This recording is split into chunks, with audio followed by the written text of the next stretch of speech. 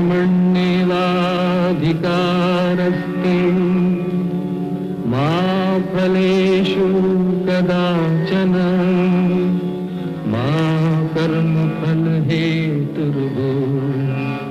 मा ते संगोऽस्तविकर्मणि।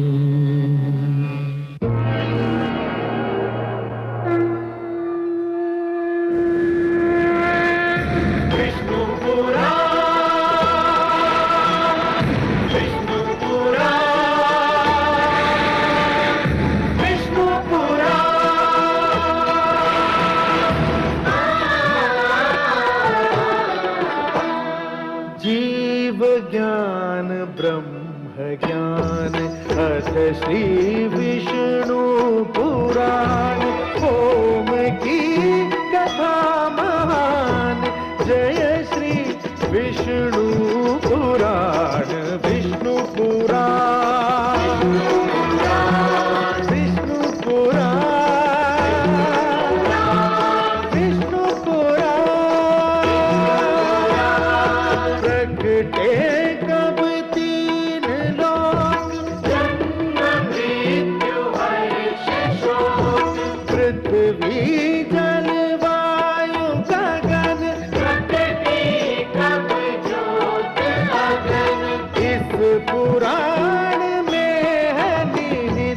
जप तप और योग ध्यान विष्णु पुराण विष्णु पुराण विष्णु पुराण। मैं माँ हूँ, धरती माँ। मेरी आंखों ने अभी जो भयानक दृश्य देखा उसे मैं भूलना भी चाहूं तो नहीं भूल सकती। मेरा शरीर अभी तक भय से कांप रहा है, परंतु मैं ये भी जानती थी कि कोई बहुत बड़ी घटना अवश्य घटने वाली है। मैंने होनी के पैरों की चाप सुन ली थी। मुझे अनुभव है कि अत्याचारी और अहंकारी की रस्सी बहुत लंबी होती है। ईश्वर उसमें निरंतर ढील छोड़ता रहता है ताकि अत्याचारी और अहंकारी स्वयं को स्वतंत्र और स्वच्छंद समझने लगे और भूल पर भूल करता जाए। फिर एक दिन जब ईश्वर इस रस्सी को खींचता है तो फिर वो दुष्ट अहंकारी मुंह के बल गिरता है और जान लेता है कि कोई उससे भी अधिक बलवान, उससे भी अधिक शक्तिशाली है। वो जान लेता है कि उसकी स्वतंत्रता और स्वच्छंदता केवल उसका भ्रम था। हिरण्यकशिपु का अंत भगवान श्री विष्णु के नरसिंह अवतार के नखों द्वारा हुआ। मैंने चैन की सांस ली। पुत्र प्रहलाद की यातना भरी परीक्षाओं का भी अंत हो गया। भगवान श्री विष्णु के आशीर्वाद से उसका कल्याण हुआ। माता लक्ष्मी का हृदय गदगद हो गया। इन्हीं दोनों के आशीर्वाद से प्रहलाद राजा बना। थोड़े ही समय में अपने स्वभाव से उसने अपनी प्रजा का मन जीत लिया। उसे एक सुंदर और सुशील पत्नी भी मिली। पत्नी धृति ने उसे 3 सुंदर पुत्र भी दिए, परंतु कथा को एक नया मोड़ लेना था। संसार ने अभी तक भक्त प्रहलाद की भक्ति की परीक्षा देखी थी, जिसमें वो सफल हुआ। सिंहासन पर विराजमान होकर उसे अभी ये परीक्षा भी तो देनी थी कि राजा होने के नाते कहीं वो न्याय के मार्ग पर डगमगा तो नहीं जाता। और एक दिन उसकी इस परीक्षा की घड़ी भी आ गई।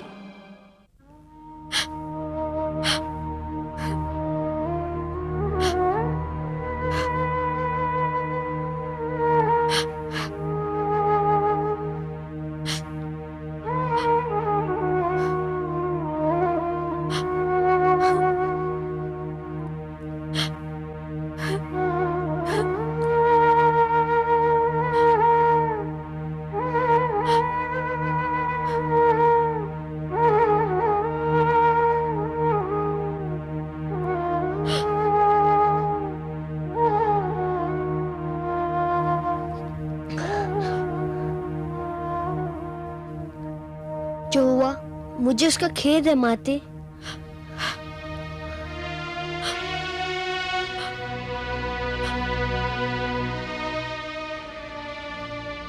जो हुआ पुत्र, उस पर खेद व्यक्त करने के अतिरिक्त और किया भी क्या जा सकता है।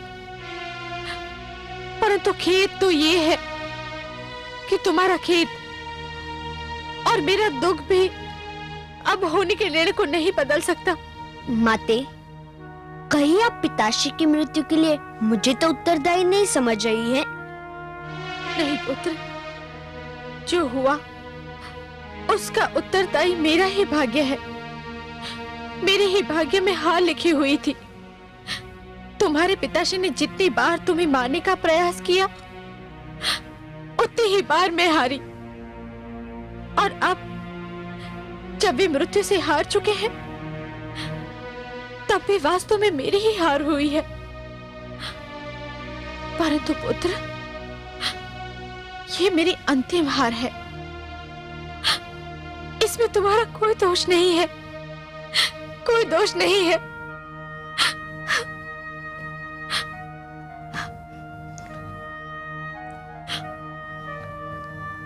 मेरे मन पर एक बोझ है माते। आप सोचे होंगे कि मैंने अपने पुत्र भगवान विष्णु से विनती करके भ्राता आह्लाद को फिर से जीवित करवा लिया। मैंने विष्णु से हट करके अपने गुरुजन शंडर अमर को काल के मुख से खींच लिया। तो अपने पिता के लिए भी भगवान विष्णु से जीवन दान क्यों नहीं मांगा? उन्हें पुनर्जीवन के वरदान से क्यों वंचित रखा? पुत्र, मेरे पति तुम्हारे पिता रहे ही कहाँ थे?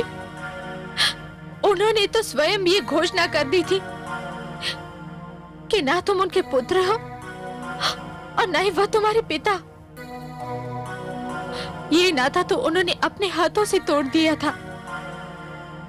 प्रकृति का बनाया हुआ संबंध तो न जाने कब का उनके अहंकार की चौखट पर सिर पटक पटक कर दम तोड़ चुका था पुत्र। पर मैंने तो उस संबंध को कभी नहीं तोड़ा। मैं उस नाते को कभी नहीं भूला। मैं जानती हूँ पुत्र, इसीलिए तो मैं तुमको दोषी नहीं समझती हूँ। उन्होंने भगवान विष्णु से बैर किया और परिणाम वही हुआ जो भगवान के हर पैरी का होता है और होता रहेगा। कैसी विडंबना है ये, जो स्वयं को भगवान कहता था, सर्वशक्तिमान कहता था, जो स्वयं को दूसरों के प्राणों का रक्षक और स्वामी कहता था, वो अपने ही प्राणों की रक्षा न कर सका। तुमने पुत्र धर्म का पालन किया, परंतु मेरे पति पिता धर्म का पालन भी न कर सके। मैं पिता की छत्र छाया से वंचित हो चुका हूँ माते। मेरे सिर पर अब केवल आपकी छत्र छाया रह गई है। आपका प्रेम मेरा रक्षक रहा है। आपका आशीष मेरा रखवाला बना है। मुझे कभी स्वयं से दूर ना कीजिएगा। आपका स्नेह ही मेरे जीवन की सबसे बड़ी शक्ति है। मैं केवल ये कहने आया था कि अपने दुख में आप अकेली नहीं हैं। मैं आपके दुख का भागीदार हूँ। कुछ दुख ऐसे होते हैं पुत्र, जिनका कोई भागीदार नहीं बन सकता। हर व्यक्ति को ये दुख स्वयं सहने पड़ते हैं, चुपचाप अपने ही भीतर रह करके। अब तुम जाओ पुत्र, अभी बहुत कार्य शेष है। तुम जाकर इन कार्य को पूरा करो, अपना पुत्र धर्म निभाओ। मुझे कुछ आवश्यक निर्णय करना है।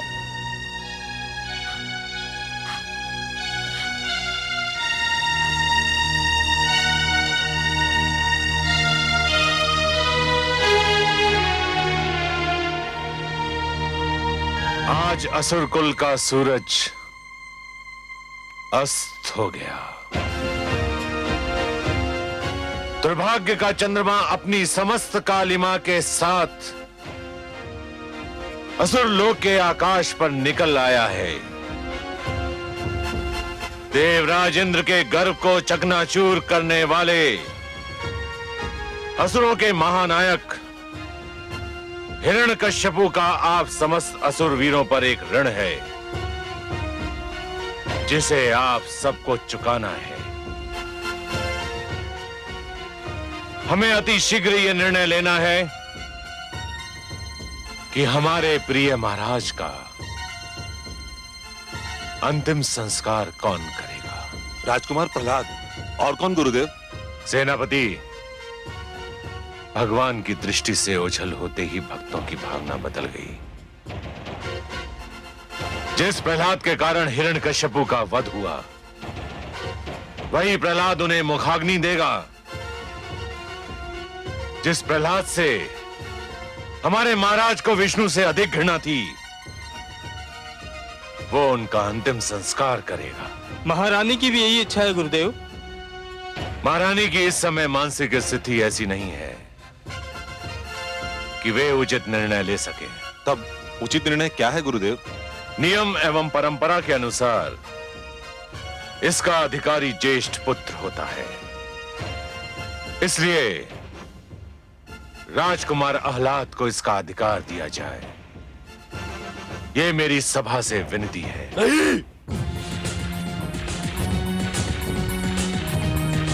ना तो ये न्याय की दृष्टि से उचित है, ना तो धर्म की दृष्टि से। तुम इस सभा को यह बताने आए हो कि तुम महाराज हिरण्यकश्यपु के ज्येष्ठ पुत्र नहीं हो? नहीं गुरुदेव, मैं तो इस सभा को यह बताने आया हूं कि मैं आह्लाद महाराज हिरण्यकश्यपु का पुत्र ही नहीं हूं। राजकुमार आह्लाद, महारानी कायाधु ने आपको जन्म दिया है और मैंने आपका नामकरण किया था आह्लाद। सत्य है, किंतु इससे बड़ा सत्य यह है कि आपने मंत्र पढ़े, आपने महाराज हिरण्यकश्यपु से संकल्प करवाया और मुझे पूरी धार्मिक रीति से महारानी सिंगिका की गोद में डाल दिया गया। महारानी सिंगिका मेरी माताश्री थी, मैं महाराज विप्रचिति का पुत्र हूं। इसलिए सामंतगणों, महाराज हिरण्यकश्यपु की अंतिम क्रिया का अधिकार केवल प्रहलाद को है। ये उसी का अधिकार है, नियम से भी धर्म से भी। इसके उपरांत भी यदि आप लोगों ने आज प्रहलाद से उसका अधिकार छीनने की चेष्टा की तो मैं कह देता हूं, महाराज हिरण्यकश्यपु का मृत शरीर बिना अंतिम संस्कार के ही पड़ा रहेगा।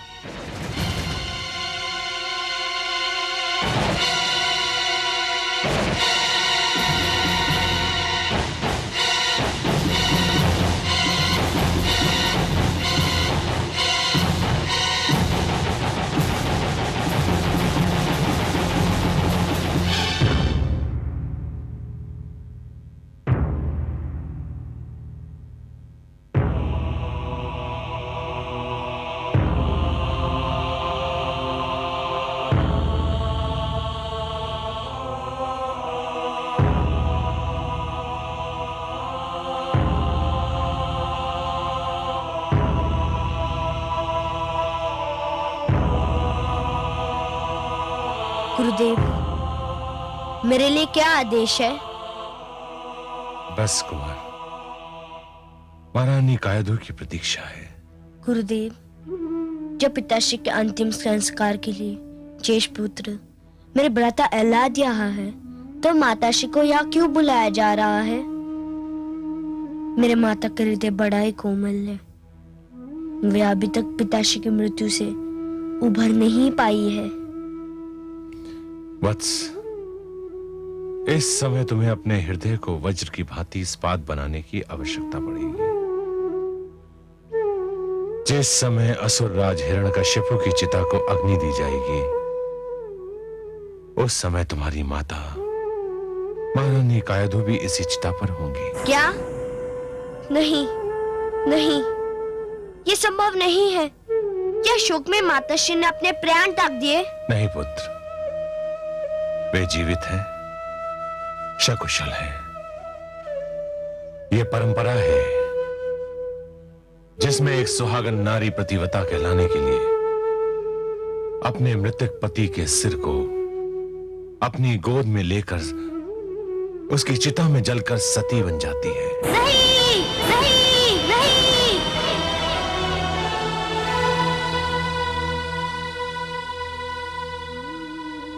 आग का जो भयानक खेल मैंने अपने बुआशी के साथ देखा है, वही खेल आप लोग मेरी माताश्री के साथ परंपरा के नाम पर खेलना चाहते हैं, तो मैं वो खेल नहीं होने दूंगा। मैं आज इस भयानक परंपरा को अपने पिताश्री के चिता में जलाकर समाप्त कर दूंगा गुरुदेव।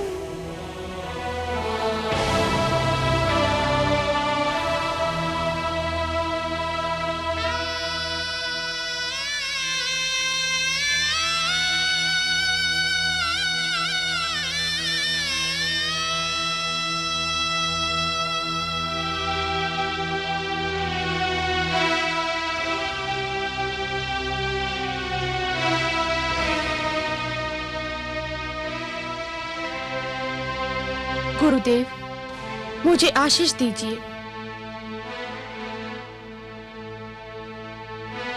देवादिदेव, महादेव, तुम्हें अपना अंतिम कर्तव्य बिना किसी संकट के पूर्ण करने की शक्ति प्रदान करे। वो स्त्री बड़ी भाग्यशाली होती है जो इस संसार से सुहागन चली जाती है। तुमने ये निर्णय इसलिए लिया है कि तुम अपने इस सुहागन रूप को वैधव्य की लपटों में झोंकना नहीं चाहती हो, और इसीलिए आप सब परंपरा के पुजारी चाहते हैं कि मेरी माताश्री अपने आप को जीते जी चिता की लपटों में झोंक दे। ऐसा नहीं कहते हैं पुत्र। तुम तो मेरे धर्मात्मा पुत्र हो और मुझे पत्नी धर्म के मार्ग पर चलने से रोकना चाहते हो। आप आत्महत्या को धर्म कहती है? आप माताश्री इसे पत्नी का धर्म कहती है? एक ऐसा पति जिसने सारा जीवन आपको सुखी एक सांस नहीं लेने दी, उसके लिए आप आत्मदाह करना चाहती है और कहती है कि पत्नी का धर्म है। पुत्र, हाँ माते, आपका उनके प्रति धर्म अभी भी शेष बचा है जो जीवित नहीं है, और उनके प्रति आपका धर्म समाप्त हो गया है जो अभी भी जीवित है। क्या आपका माता होने के नाते कोई धर्म नहीं है? क्या संतान के प्रति आपके सारे उत्तरदायित्व समाप्त हो गए? नहीं पुत्र, मैं जानती हूँ तू अभी बहुत छोटा है, किंतु तुम्हारे लिए इतना बड़ा साम्राज्य है। यह हमारा नहीं है माते।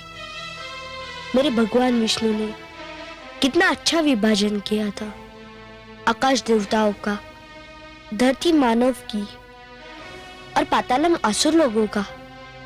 मेरे पिताश्री ने देवताओं से आकाश छीना, मानव से धरती छीनी, और इसलिए मेरे विष्णु ने उन्हें दंड दिया।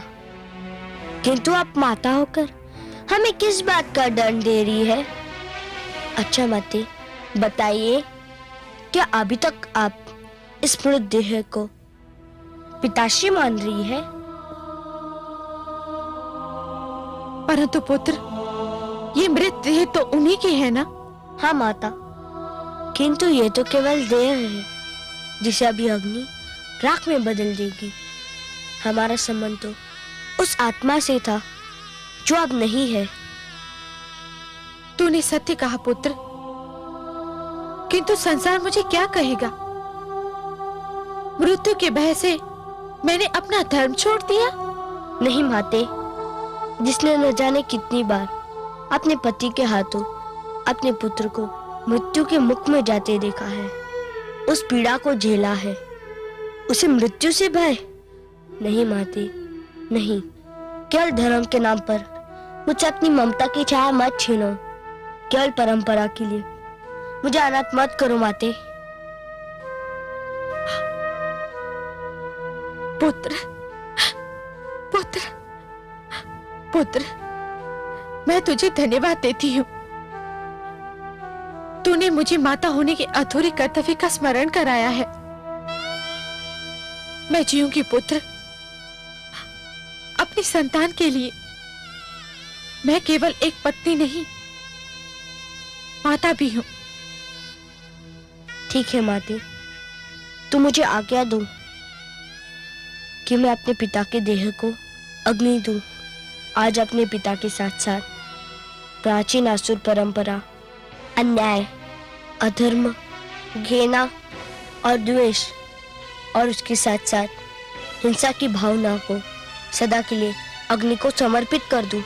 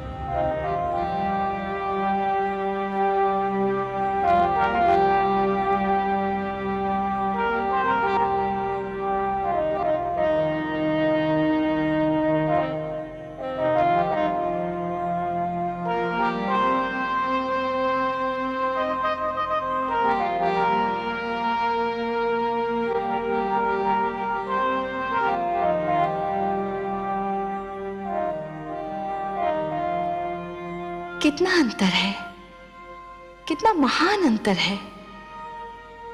कैसा अंतर महादेवी? आपको किस बात में अंतर दिखाई दे रहा है? इस रूप में कमल नयन जो मैं अब देख रही हूं और उस रूप में जो मैंने हिरण्यकशिपु के वध के समय असुरलोक में देखा था। कहां ये पुष्प की भांति खिला हुआ मुख जिस पर उषा की लालिमा बिखरी हुई है, ये शांत और क्षीर सागर जैसे नयन जिनमें कोई उतरता चला जाए तो भी उसकी गहराई नहीं नाप सकता। ये समस्त सृष्टि को सुख और संतोष देने वाली मुस्कान जिसको देखते ही आपके चरणों में हृदय अर्पित करने को मन करे, और कहा वो विकराल रूप जिसे देखते ही हृदय में कंपन आरंभ हो जाए। आंखें मूंद लेती हूं डर से, उसके बारे में सोचती भी हूं तो शरीर में झुरझुरी सी दौड़ जाती है। कितना अंतर है आपके दोनों रूपों में। महादेवी, आज तो हमारा सौभाग्य है कि आप प्रेम सुधा की वर्षा हम पर कर रही हैं। मैं तो आपसे पहले भी कह चुका हूं महादेवी कि अपने भक्तों के उद्धार के लिए मैं कोई भी भयानक रूप भी धारण कर सकता हूं। भक्ति की शक्ति मुझसे वो सब करा सकती है जिसकी कल्पना भी नहीं की जा सकती।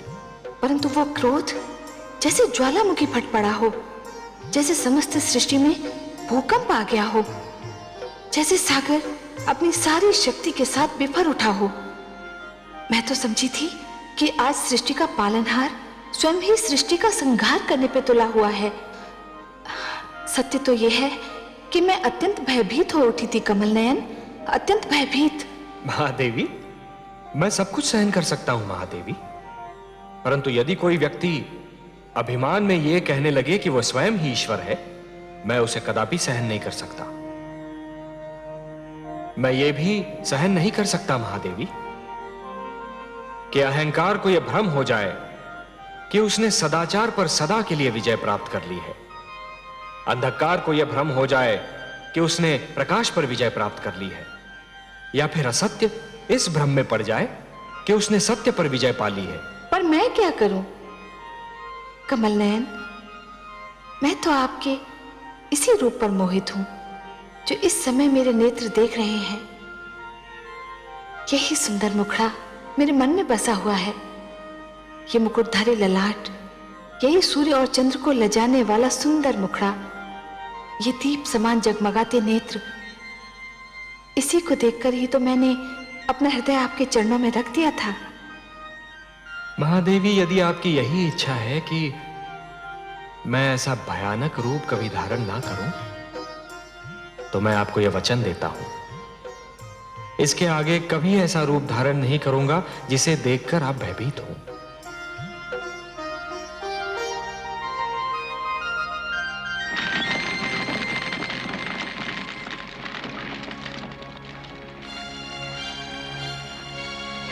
देवराज, क्या पूरी आयु इस कारागार में कटेगी? अब तो अमृतपान भी महंगा लगने लगा। यदि अमृत ना पिया होता तो हिरण्यकश्यपु हमारा वध कर देता और हम सब इस कारागार की घुटन से मोक्ष पा जाए। ये सारा किया धरा ब्रह्मा जी का है, अपने ब्रह्मा जी का। न दिन में मरो न रात में, ये भी कोई वरदान है? न दिन में मरो न रात में, तो कब मरो? उनसे चतुर तो अपने अग्निदेव निकले। इतनी चतुराई से वरदान दिया कि हिरण्यकश्यपु अपनी बहन को नहीं बचा पाया। परंतु हे देवराज, अब हमारा होगा क्या? अब आप लोग मुक्त हैं।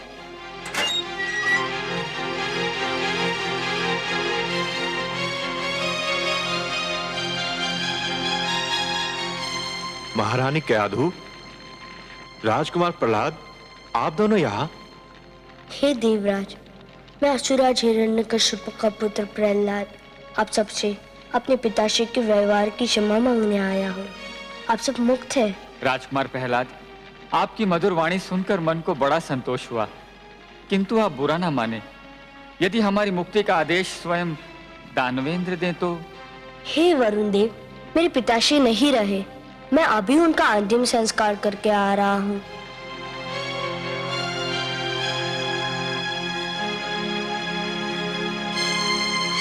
मेरा पुत्र सत्य कह रहा है।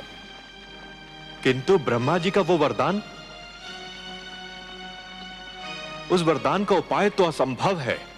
देवराज, लगता है मेरे पिताश्री की तरह अभी इसी भ्रम में है।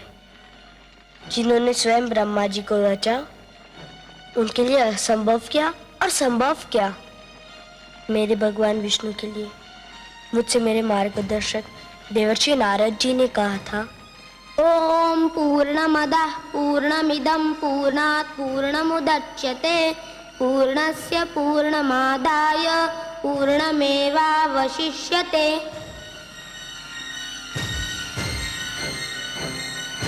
मेरे विष्णु के समक्ष जाकर तो प्रश्न भी उत्तर बन जाता है। नारायण नारायण। देवर्षि प्रणाम।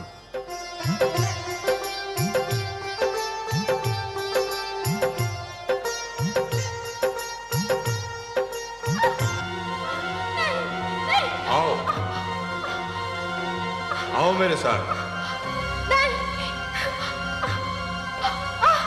आओ मेरे साथ। नारायण नारायण। देवर्षि, अभी आपको देखते ही मुझे उन क्षणों का ध्यान हो आया जब मैं महारानी कयाधु को कायरों की भांति बलपूर्वक लिए जा रहा था। तब ये बालक प्रहलाद अपनी माता के गर्भ में था और मैं इसे जन्म लेते ही मार डालने की सोच रहा था। देवराज, आप जिस बालक का वध करना चाह रहे थे, आज उसी के कारण आप इस कारागार से मुक्त हो रहे हैं। इसी बालक के कारण तो मेरे आराध्य देव वासुदेव को पृथ्वी पर नृसिंह के रूप में अवतार लेना पड़ा। हे बाल योगी प्रहलाद, मैं हृदय से आपको प्रणाम करता हूं। आपने हमें मुक्त करके हम सब पर बड़ा उपकार किया है। नहीं देवराज, आप देवता है, श्रेष्ठ है। मैं आपको अपनी माता की इच्छा अनुसार आपका देवलोक आपको लौटा रहा हूँ। कृपया उसको स्वीकार कीजिए। नारायण नारायण, क्या सोच रहे हैं देवराज? ये सत्य है, स्वप्न नहीं। नारायण नारायण। आज से देवता आकाश पर, मानव धरती पर और असुर पाताल में रहेंगे।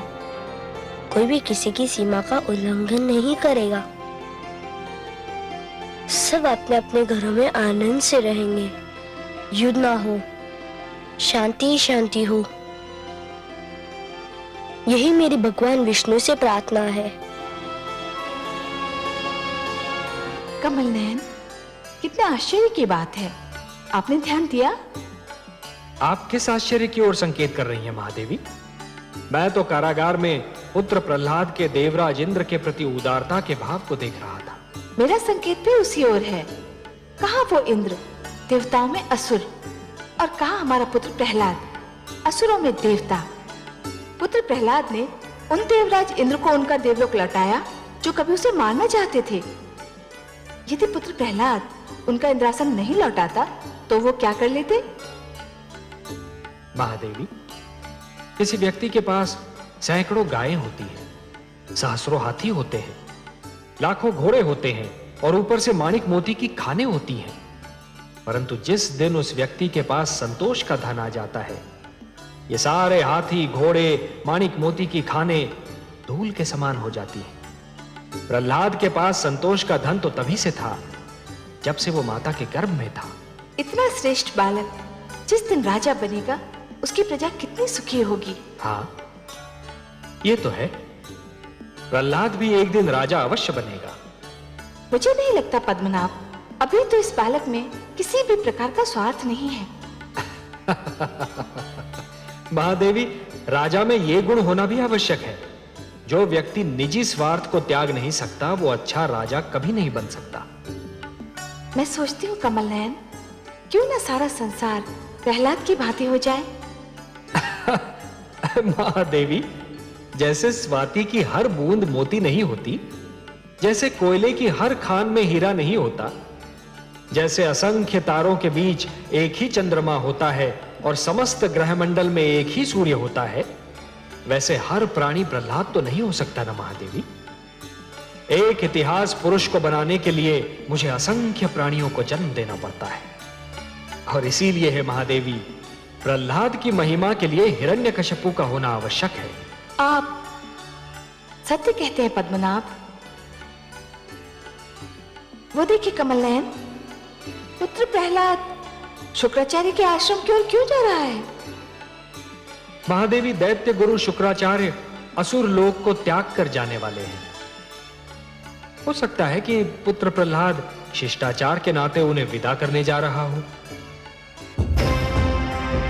क्या कह रहे हो तुम? मस्तिष्क फिर गया है तुम्हारा। गुरुकुल छोड़कर कहां जाओगे? उस मार्ग पर जिस पर प्रहलाद के ज्ञान का उजाला फैला हुआ है, उस मार्ग पर जो सत्य का मार्ग है, धर्म का मार्ग है, कल्याण और मन की शांति का मार्ग है। पिताश्री, हम हिमालय जाकर तपस्या करेंगे, अपने पापों का प्रायश्चित करेंगे और अपने मन की खोई हुई शांति को ढूंढेंगे। हमें यहां शिक्षा भी नहीं मिली और हमारे मन की शांति भी खो गई। यहां रहकर हमने ऐसे कार्य किए जिन्हें सोचकर हमें स्वयं से लज्जा आती है। मुझे छोड़कर मत जाओ पुत्रों। यदि तुम दोनों चले गए तो मेरी दोनों भुजाएं टूट जाएंगी। आप जिस पथ के पथिक हैं पिताश्री, यदि उसी पर चलते रहे तो एक दिन आप स्वयं भी टूट जाएंगे।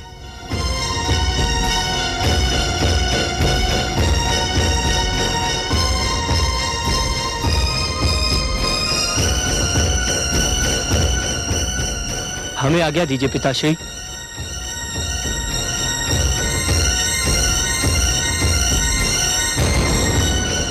रुक जाओ मेरे पुत्रों, मुझे छोड़कर मत जाओ।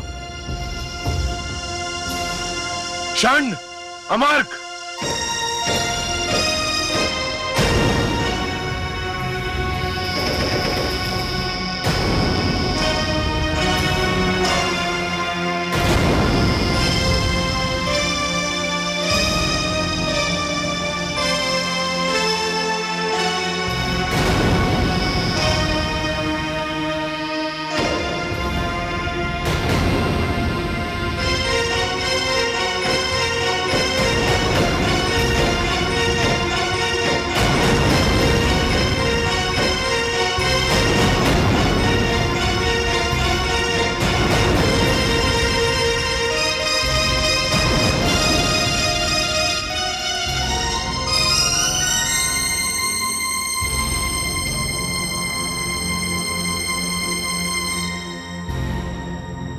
आयुष्मान भव। मुझे जैसी ही सूचना मिली मैं आपके पास चला आया गुरुदेव।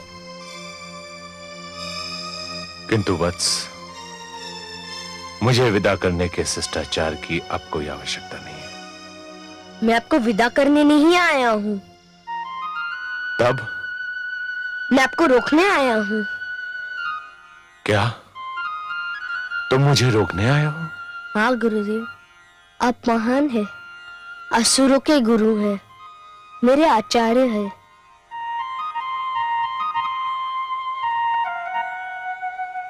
किंतु अब तुम्हें मेरी क्या आवश्यकता है? तुमने हिंसा, द्वेष, घृणा तथा असुरों की परंपरा को अपने पिता की अर्थी के साथ कंधा दे दिया है। तुम्हारे राज में तो अब केवल विष्णु के मानने वालों को ही स्थान मिलेगा। नहीं गुरुदेव, मानने का संबंध विश्वास से है। जो ईश्वर को मानेंगे वे मेरे हैं, जो नहीं मानेंगे वे भी मेरे हैं। मेरा ईश्वर पर इतना अटल विश्वास है कि ये मानने लगा कि ईश्वर को मनवाने की कोई आवश्यकता नहीं है। वे अपनी परम शक्ति स्वयं मनवा लेते हैं। मेरी निजी मान्यता का संबंध आपसे नहीं है गुरुदेव। मैं आसुरों की संस्कृति के विरोध नहीं हूँ। मुझे तो आपसे नीति की शिक्षा लेनी है, शस्त्र विद्या सीखनी है। एक पराजित व्यक्ति से शिक्षा ग्रहण करना चाहते हो? नहीं गुरुदेव, आप पराजित नहीं है। कोई भी पराजित नहीं हुआ। पराजय हुई है दोषपूर्ण सिद्धांतों की, दोषी नियमों और परंपराओं की। आप तो कल भी आचार्य थे और भविष्य में भी आचार्य रहेंगे।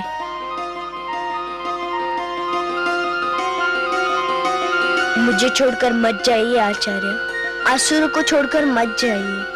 मैं आपके मार्ग में पड़ा हूं। यदि जाना है तो मेरे मस्तक पर पैर धर के निकल जाइए। उठो पुत्र। पुत्र, मैं संसार में अपने आप को सबसे बड़ा हठी समझता था, किंतु मैं तुमसे हार मानता हूं। मैं नहीं चाहूंगा। मैं तुम्हें शिक्षा दूंगा, नीति की, शस्त्र की, ज्ञान विज्ञान की, किंतु तुम भी मुझे वचन दो कि तुम मुझसे विष्णु भक्ति की हट नहीं करोगे। मैं वचन देता हूँ, आपके ओर से भी उनकी भक्ति मैं कर लूंगा। अब तो बस मेरे मस्तक पर अपना हाथ रख दीजिए।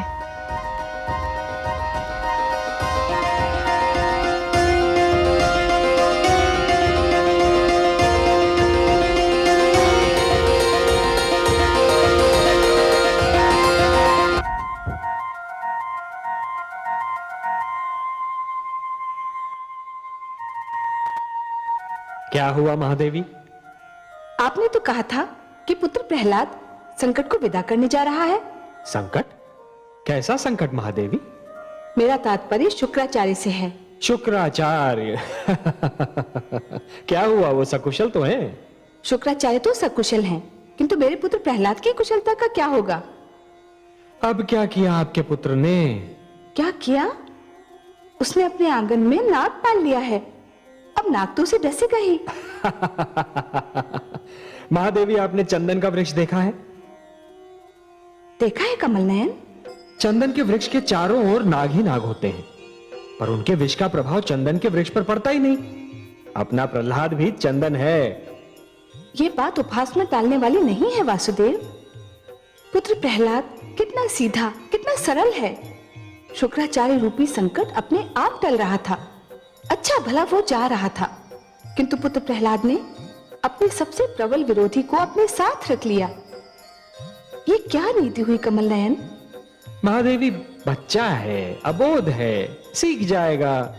अच्छा ये बताइए कि क्या आप जानती हैं कि सबसे बड़ा नीतिज्ञ कौन होता है? नहीं नारायण। सबसे बड़ा नीतिज्ञ वो होता है जो अपने विरोधियों को साथ लेकर चलता है। इससे तो यही सिद्ध हो रहा है कि प्रहलाद उतना सरल नहीं है जितना कि आप समझ रही हैं। अब ये तो देवर्षि नारद से ही पता चलेगा कि नीति की शिक्षा उन्होंने प्रहलाद को कब दी। आपकी बातें तो कभी कभी मेरी समझ से परे हो जाती हैं वासुदेव। महादेवी, हमारे प्रहलाद को राजा बनना है और एक अच्छे शासक के विरोधी तो होने ही चाहिए।